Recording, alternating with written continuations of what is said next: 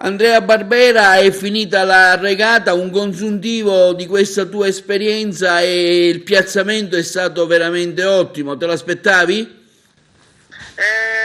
Sì, è stata sì, sicuramente una gara molto, molto dura, molto combattuta, molto sofferta, perché insomma sono 5 giorni di navigazione dove abbiamo dato il massimo, non puoi mollare mai. È veramente una regata durissima, le condizioni meteo erano toste, abbiamo trovato vento forte e mare molto grosso di scirocco, che ha penalizzato un po' la barca in partenza. Poi la situazione è migliorata dal cancello dell'isola di Ventotene in poi fino a Lipari, dove abbiamo iniziato la vera e propria rimonta del gruppo.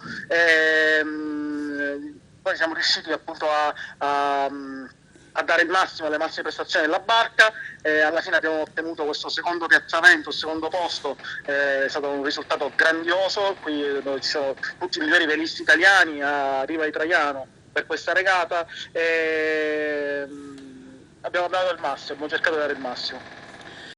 Un secondo posto che porta in alto anche i colori di Agrigento e della nostra Sicilia.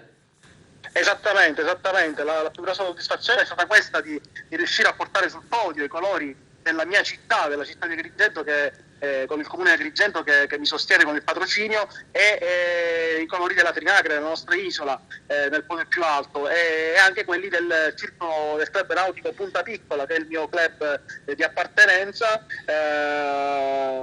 che mi ha sempre supportato nelle mie avventure, nelle mie imprese. Insomma, sono belle soddisfazioni.